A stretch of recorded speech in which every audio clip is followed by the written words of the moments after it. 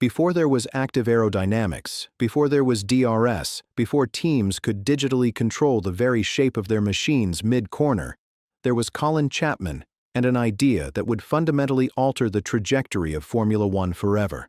Chapman wasn't just an engineer. He was something far more rare in motorsport. He was a visionary.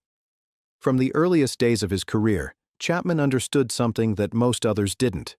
He grasped the idea that the future of racing didn't belong to those who could simply make their cars go faster in a straight line. No, the future belonged to those who could make their cars turn faster, brake later, and carry more speed through corners than anyone else on the grid. That obsession with cornering speed would lead Chapman and his team at Lotus down a path that would eventually captivate the entire sport. By the mid-1970s, the landscape of Formula One had become stale. Cars had reached a certain evolutionary plateau. Engines made more power every year, sure, but the basic designs remained relatively unchanged. The wedge-shaped cars with their prominent wings and side pods were quick, but they were all fundamentally similar. And then, in 1977, something changed. The Lotus 78 appeared on the grid, and it didn't look radically different at first glance. But beneath the surface, hidden in plain sight, was revolutionary aerodynamic engineering. Working with his brilliant engineers Peter Wright and Tony Rudd, Chapman had pioneered what would become known as ground effect. The concept was elegantly simple, yet profound in its implications. By creating a specially shaped tunnel underneath the car using the side pods and the floor, and then sealing that tunnel with flexible skirts that touch the track surface, the team discovered they could use Bernoulli's principle to generate enormous amounts of downforce with minimal drag. The air flowing beneath the car would accelerate through this venturi shape, creating a low-pressure zone that literally sucked the car down onto the tarmac. As the car went faster, the effect intensified. It was aerodynamic magic, and nobody else on the grid had seen anything like it. The 78 was competitive, but it was the Lotus 79 that truly dominated.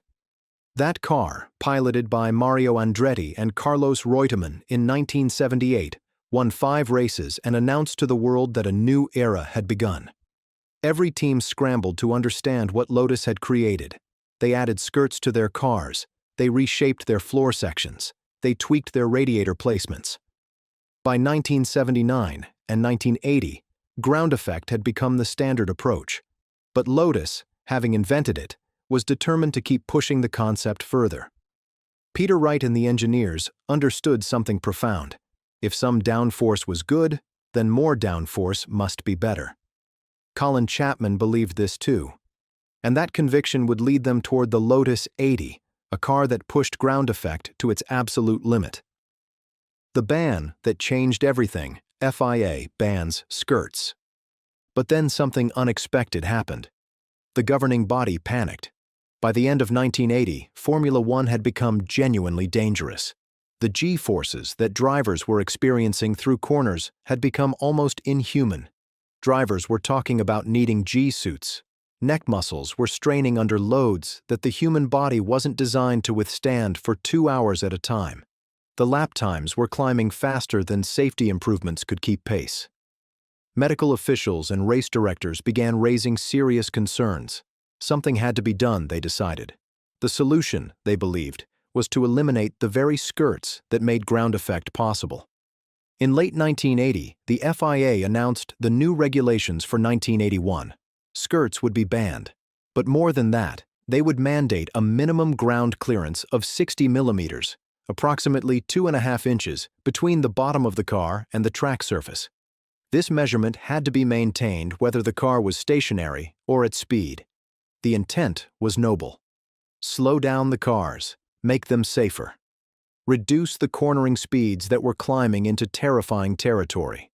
But what the FIA didn't fully anticipate was just how inventive Colin Chapman could be when faced with regulatory restriction. Chapman understood that this ban represented an existential threat to Lotus. The team had built their entire competitive advantage around ground effect technology. Without skirts, without the ability to seal the airflow and generate that magnificent downforce, Lotus would lose its technological edge. But Chapman had never been the sort of man to simply accept defeat. Throughout his career, he had always found ways to exploit regulatory gray areas. He looked for loopholes. He interpreted rules creatively. He pushed against the spirit of the regulations while maintaining technical compliance with their letter. And now, facing the skirt ban, his mind began working overtime. Chapman gathered his engineering team. He spoke with Peter Wright, the aerodynamicist who had helped pioneer ground effect in the first place. Wright had been thinking about this problem for some time. In fact, he'd been visualizing potential solutions while working on something entirely different: ground effect systems for Lotus road cars. Wright's insight was brilliantly unconventional. What if, he proposed, the team could separate the aerodynamic loads from the mechanical loads of the car? What if they could create a system where the aerodynamic structure was kept as rigid as possible, while the cockpit, engine, and suspension remained independently sprung? Peter Wright's brilliant solution: twin chassis revolution. The challenge that Lotus faced was one of fundamental engineering conflict. A car needs suspension, springs, and dampers to absorb the bumps and imperfections of the track surface. A driver sitting in the cockpit needs that suspension to provide some level of comfort and control. But ground effect cars, particularly those pushing the limits of aerodynamic efficiency, needed their aerodynamic surfaces to be kept absolutely rigid and stable relative to the track. Any movement in the aerodynamic structure would disrupt the low-pressure zone beneath the car, causing the downforce to fluctuate unpredictably. This had been precisely the problem with the Lotus 80. The downforce was so powerful and the suspension movements so large that the car would literally bounce, porpoising violently, as it oscillated between aerodynamic suction pulling it down and its springs pushing it back up. Wright's solution was genuinely innovative. Create two separate chassis. The inner chassis, a carbon fiber monocoque, would house the driver, the engine, the gearbox, and a relatively conventional suspension system. This inner chassis would be designed to absorb bumps and provide the driver with a reasonable ride, connected to the wheels through springs and dampers in the normal fashion. But surrounding this inner chassis would be an outer shell, the aerodynamic chassis. This outer structure would carry the body panels, the side pods, the under tray, and crucially, the aerodynamic elements that created the ground effect. The genius was in the connection. The outer aerodynamic chassis would be mounted to the suspension uprights directly through springs and gas struts rather than being attached to the sprung portion of the car. This meant that as the car cornered and the aerodynamic loads built up, pushing down with tremendous force, the outer chassis could compress while the inner chassis remained relatively stable. The driver wouldn't feel the full brunt of the aerodynamic suction pulling him down. The mechanical components wouldn't oscillate wildly. Instead, the two structures would work in concert, each doing what it was designed to do. The outer chassis, flexible under aerodynamic load, could maintain that critical seal with the track that ground effect required. The inner chassis remained properly sprung for the driver's comfort and the mechanical function of the car. It was active aerodynamics without conventional active suspension. It was a way to have ground effect without the pitched sensitivity and porpoising that had plagued the Lotus 80. It was, in short, exactly what Colin Chapman had been searching for. When Wright presented the concept, Chapman immediately grasped its potential. They had found the path forward. The secret room at Lotus's Hethel factory, where the team conducted its most secretive development work, was opened once again. The engineers began work on what would become the Lotus 88. Birth of the 88, technical specifications and innovation. The Lotus 88 was constructed with cutting-edge composite materials. The inner monocoque was built from carbon fiber. This was the first major application of carbon fiber in Formula One, predating even the famous McLaren MP4 by just a few weeks. This carbon fiber construction provided the strength needed to contain an engine producing over 500 horsepower while keeping the overall weight of the structure as low as possible. The outer aerodynamic chassis was designed as a complementary structure, with the aerodynamic elements, the floor, the under tray, the side fences, all integrated into a rigid package. The connection between the two chassis was achieved through 3 titanium crossmembers. These ran side to side, binding the outer structure to the inner monocoque. But here's where the design became crucial. These connections weren't rigid. Instead, they incorporated springs and gas struts. The gas struts were calibrated with precision. They would compress relatively easily under heavy aerodynamic load, allowing the outer chassis to drop toward the ground. But they were also designed with specific extension characteristics that deliberately made it take much longer for the structure to spring back up. This asymmetry in compression and extension meant that once the aerodynamic suction pulled the outer chassis down, it would stay down through the corner, maintaining that precious aerodynamic seal. The car was powered by the Ford Cosworth DFV, the engine that had powered countless Formula One victories. It was a 3.0-liter V8, producing approximately 500 horsepower at 6,500 revolutions per minute. Coupled to a 5-speed manual gearbox, the Lotus 88 had no aerodynamic disadvantage in terms of power compared to any other car on the grid. In fact, many teams were beginning to experiment with turbocharged engines producing more power. But the 88 represented something different. It wasn't about raw power. It was about efficiency. It was about generating phenomenal grip and downforce that would allow the driver to corner faster and brake later than any conventional car on the circuit. The weight was kept to an absolute minimum.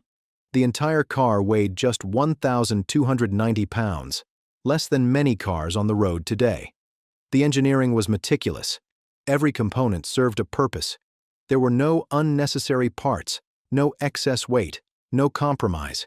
Chapman had often said that simplicity is the ultimate sophistication, and the Lotus 88 embodied that philosophy. On paper, according to Chapman's interpretation of the rules, the car was completely legal. The outer chassis was separately sprung. It wasn't rigidly attached to the sprung structure of the car. Therefore, Chapman believed any aerodynamic elements attached to it weren't in violation of the regulations that required aerodynamic parts to remain immobile relative to the sprung portion of the car. The 88, Chapman argued, had a separate sprung structure, the outer chassis, to which its aerodynamic elements were attached. This interpretation was creative, to say the least. Long Beach, 1981. The first protest. The 1981 Formula One season began at Long Beach in California on March 15th. It was a significant moment for Team Lotus.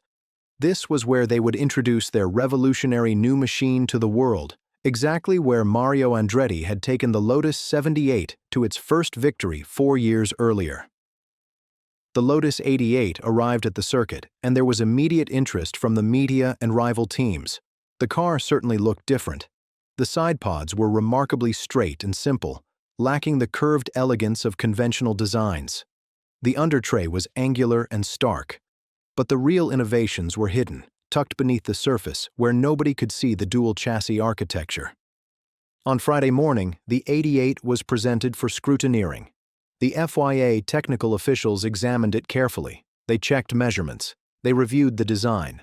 And remarkably, they passed it. The car was deemed legal and approved to race. Elio De Angelis, Chapman's lead driver that season, took the car out for its first practice session. The response from De Angelis was positive. He reported that the car was responsive, that it felt good, that it was clearly quicker than what he'd driven before. The reaction from other teams, however, was immediate and intensely negative. By Friday evening, 10 of the 15 teams on the grid had lodged formal protests against the Lotus 88, claiming it was in violation of the technical regulations. Their objections centered on the dual chassis design. They argued that Chapman had created a movable aerodynamic device, the outer chassis, that was fundamentally no different than having adjustable skirts or other band aerodynamic elements. Even though it was separately sprung, they contended, it still moved relative to the track and was still an aerodynamic device. They claimed that the car breached the spirit of the regulations, even if Chapman believed it complied with the letter of them. The stewards listened to the protests. They examined the technical arguments from both sides, and then they made their decision. The car was illegal and would not be permitted to compete. Early on Saturday morning, before qualifying, the Lotus 88 was black flagged. Chapman was outraged. He had spent months developing this car, months of research and engineering, all to create what he believed was a perfectly legal solution to the regulatory conundrum. He immediately began preparing appeals and arguments for the FIA's governing bodies. The political war intensifies. Chapman's frustration only deepened when he looked at what was happening with other teams. Gordon Murray at Brabham had introduced a high-drop pneumatic suspension system that allowed the car to lower itself below the mandated 60mm ground clearance when it was traveling at racing speeds, then raise itself when it slowed down. Technically, this was also exploiting a regulatory gray area. But while the Lotus 88 was immediately banned, the Brabham was permitted to race. In fact, the Brabham would go on to win that first race at Long Beach, proving the effectiveness of Murray's solution. For Chapman, the hypocrisy was stinging. Two teams, both finding creative solutions to the ban on skirts, but one was allowed to race while his was not. Chapman and his team brought the Lotus 88 to the Brazilian Grand Prix 2 weeks later. Once again, it passed initial scrutineering. Once again, it was protested by rival teams. And once again, before the car could race, it was black flagged during practice. The pattern was repeating. Chapman consulted with lawyers. He contacted the FIA, demanding explanations. He began appeals through proper channels. But at every step, there was resistance from the other teams and from certain quarters within the FIA itself. Then came Argentina and another attempt. This time, the car didn't even make it to practice. Even though it had initially passed scrutineering, when FISA officials arrived at the circuit, the decision was reversed. The 88 was deemed illegal before a single lap could be driven. Chapman's frustration was reaching a breaking point. He felt that the rules had been written ambiguously, that his interpretation was reasonable, and that he was being prevented from racing based on politics rather than technical grounds. Determined to press his case, Chapman hired an American attorney named Robert Heinerfeld, who had previously served as a defense lawyer for Richard Nixon during investigations in the late 1970s.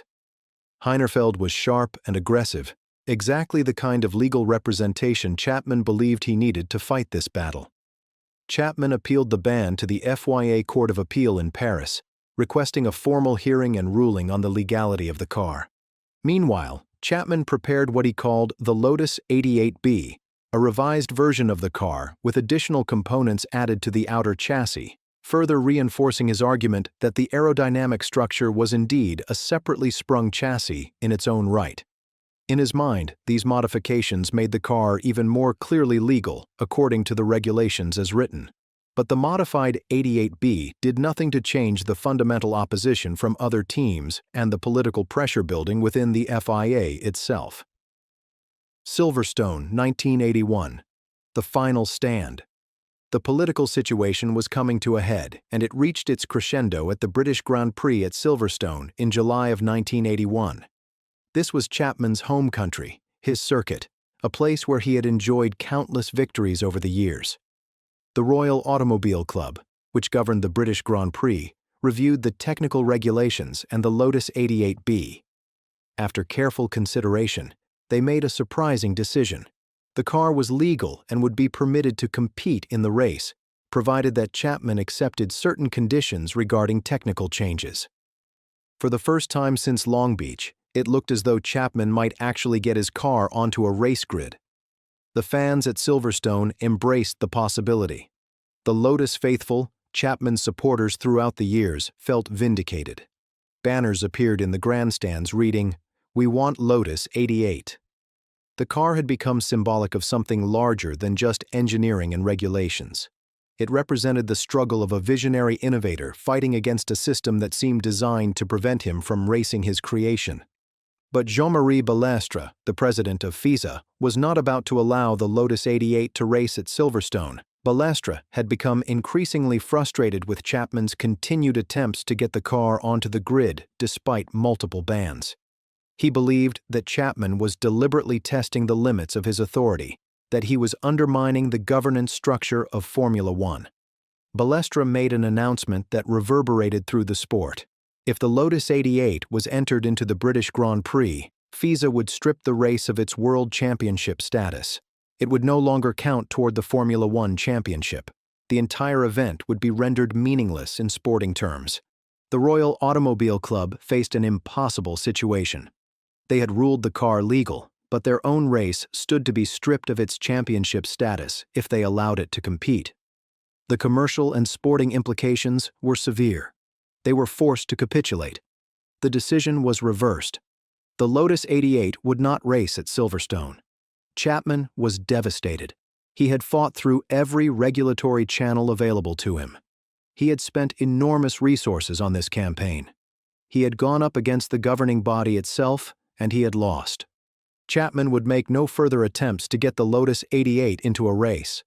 The car would never complete a single lap at Grand Prix speeds in competition, despite being tested and proven to be faster than many of the conventional cars on the grid. What could have been the 80's true potential? In the limited testing that was conducted, Nigel Mansell and Elio De Angelis were given the opportunity to drive the Lotus 88. Their lap times, recorded in timed sessions, were remarkably quick. Mansell recorded a best lap of 1 minute, 15.992 seconds at Silverstone, which was approximately 3.8 seconds slower than the pole position time for that weekend, set by Renault's René Arnoux. But it's important to contextualize that number. The Lotus 88 was running in an intermediate setup during testing, not fully optimized for racing. The drivers reported that the car felt stable, responsive, and predictable. There was no porpoising, no wild oscillations. The aerodynamic concept was working. What made those lap times particularly significant was the fact that the Lotus 88 would likely have continued to improve with further development. The car had been introduced mid-season without the benefit of a full winter's worth of optimization and refinement. The engineers hadn't been able to dial in the suspension geometry, experiment with different aerodynamic configurations, or test alternative setups. If the car had been permitted to race and accumulate data, the performance would almost certainly have improved substantially. Engineers and analysts who studied the Lotus 88 believed that the car had the potential to be genuinely competitive, possibly even championship-capable. Some suggested it might have been one of Chapman's most significant creations, ranking alongside the revolutionary Lotus 78 and 79. But we will never know for certain. The car that was banned before it could prove itself remains one of motorsport's great mysteries. What could it have achieved if it had been allowed to race? How close was Chapman to another fundamental breakthrough? These are questions that will forever remain unanswered. The aftermath, Chapman's decline, and Formula One's future. Colin Chapman would continue to race Formula One cars, but something had changed within him. Those who knew him, who worked with him daily, reported that his passion for the sport had fundamentally diminished. Peter Wright, who had worked alongside Chapman for years, said that after the Lotus 88 battle, he never really enjoyed Formula One racing again. Chapman felt that he had been unfairly treated, that innovation was being punished rather than rewarded, that the FIA was more concerned with controlling competition than allowing genuine advancement. For the remainder of 1981, Team Lotus reverted to using the Lotus 87, a more conventional design that lacked the revolutionary twin-chassis architecture of the 88th. The car was competitive but uninspired, a step backward from what Chapman had envisioned. In 1982, Lotus introduced the Lotus 91, which incorporated some of the aerodynamic thinking from the 88, but without the controversial dual-chassis design. The 91 won races, achieved podiums, and proved that Lotus remained a competitive team. But it was not the same. The revolutionary spirit had been dampened. Tragically, Colin Chapman would not live to see how Formula One evolved in the years following the Lotus 88 controversy. On December 16, 1982, at the age of just 54 years old, Chapman suffered a heart attack at Ketteringham Hall, the Lotus racing facility. He died while the sport was still grappling with the consequences of the twin-chassis ban. The engineer who had revolutionized Formula One multiple times over had been taken from the sport before he could fully process the implications of his final, greatest struggle. In 1983, the FIA completed what it had started in 1981. Ground effect, the phenomenon that had captivated Formula One for over half a decade, was completely eliminated. Flat-bottomed cars became mandatory. The tunnels and venturi shapes that had generated such magnificent downforce were prohibited. The era of ground effect had ended, not with triumph or natural evolution, but with regulatory prohibition. The Lotus 88, Chapman's final attempt to innovate within the system, had become the symbol of Formula One's conservative turn. Yet the legacy of the Lotus 88 persisted. The regulations that banned the car, particularly the rule stating that aerodynamic parts must remain immobile relative to the sprung part of the car, are virtually unchanged to this day. The twin chassis concept was so controversial that the sport's governing body essentially wrote it out of existence through regulation, ensuring that no future team could legally attempt something similar. In that sense, the Lotus 88 may have been too revolutionary for its time. It challenged not just the competition, but the fundamental philosophy of how Formula One should be governed. Colin Chapman had always believed that racing was a contest of innovation, that the future belonged to those who could think differently and execute brilliantly. The Lotus 88 represented the apotheosis of that philosophy. It was a car conceived not to barely comply with the regulations, but to redefine what was possible within them. That it never raced remains one of motorsport's greatest tragedies and one of its most profound statements about the tension between innovation and control.